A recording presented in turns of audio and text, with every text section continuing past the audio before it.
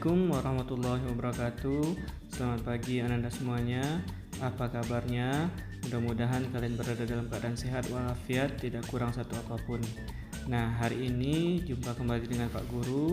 Kita akan belajar tentang tema 2, subtema 2, pembelajaran 3.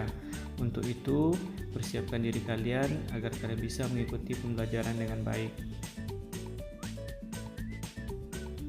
Tujuan pembelajaran yang akan kita capai adalah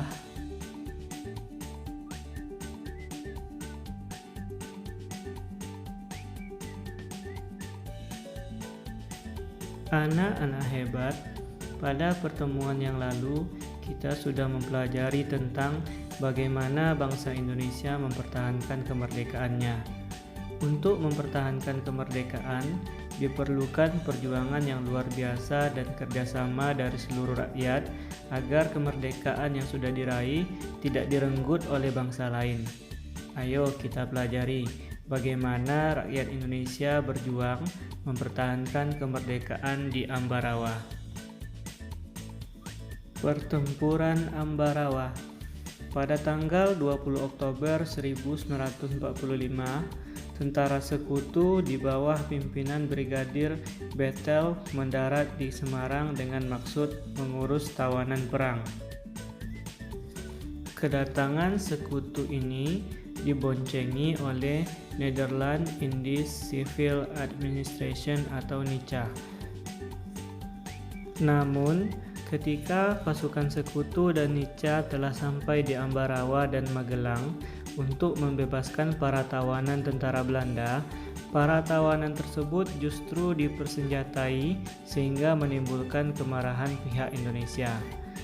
Pada tanggal 26 Oktober 1945 di kota Magelang, terjadi pertempuran antara pasukan Tentara Keamanan Rakyat atau TKR dengan pasukan gabungan Inggris dan NICA. Insiden tersebut terhenti setelah Soekarno dan Brigadir Bethel melakukan perundingan dan memperoleh kata sepakat. Namun, ternyata pihak sekutu mengingkari janji. Pada tanggal 12 Desember 1945, pertempuran berkobar di Ambarawa. Kolonel Sudirman langsung memimpin pasukannya yang menggunakan taktik gelar supit kurang atau pengepungan rangkap dari kedua sisi, sehingga musuh benar-benar terkurung. Setelah bertempur selama 4 hari, pada tanggal 15 Desember 1945, pertempuran berakhir.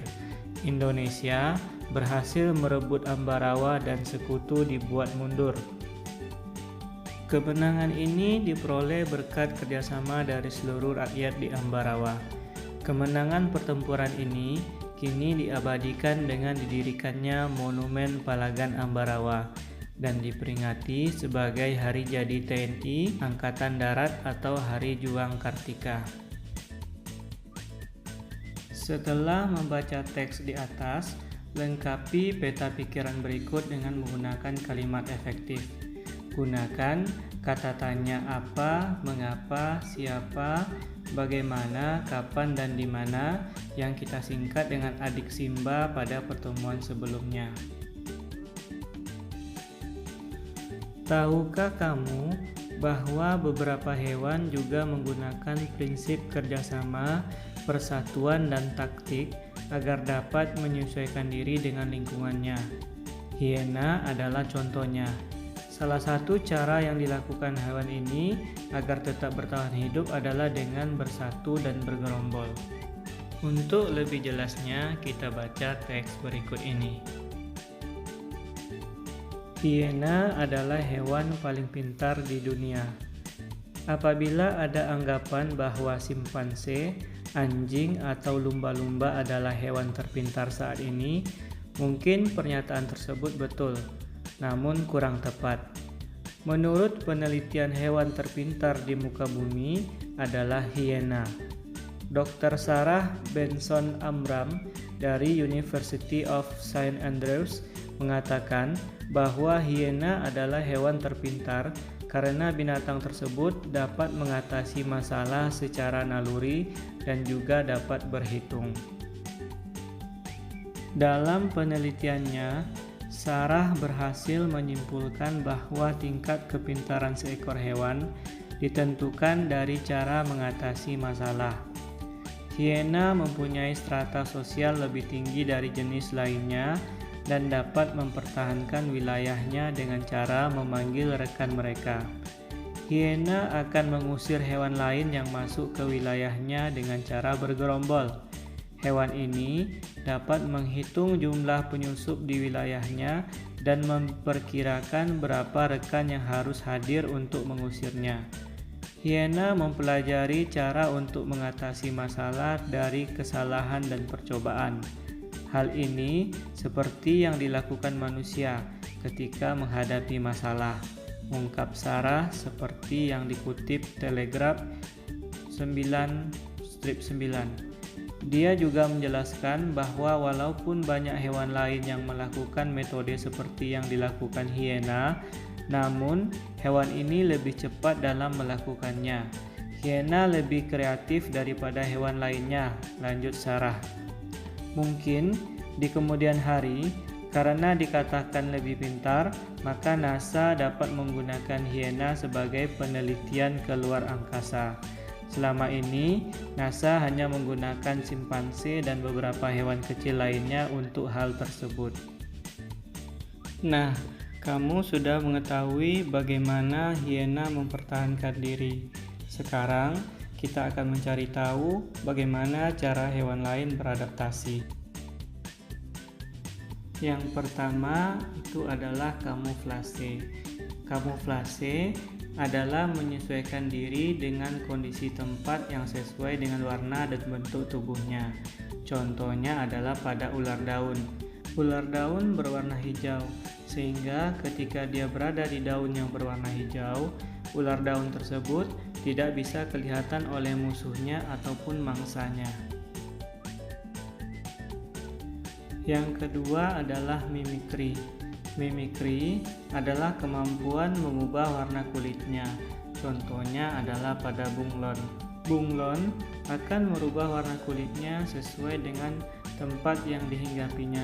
Contoh misalnya ketika dia hinggap di pohon yang berwarna coklat atau hitam, dia akan mengubah warna kulitnya menjadi coklat ataupun hitam. Yang ketiga disebut dengan autotomi atau melepas sebagian tubuhnya. Contohnya adalah pada cicak. Cicak akan melepas ekornya ketika dalam keadaan genting atau keadaan bahaya. Misalnya ketika cicak dikejar oleh kucing. Nah, cicak akan lepaskan bagian ekornya sehingga bagian yang tertangkap oleh kucing hanya ekornya yang terlepas, sedangkan cicaknya bisa melarikan diri. Walaupun ekornya sudah terlepas, ekor cicak akan bisa tumbuh kembali seperti sedia kala. Yang keempat, menggulungkan diri. Contohnya adalah pada terenggiling. Terenggiling akan menggulungkan dirinya untuk melindungi diri dari serangan musuh. Yang kelima, dengan mengeluarkan tinta.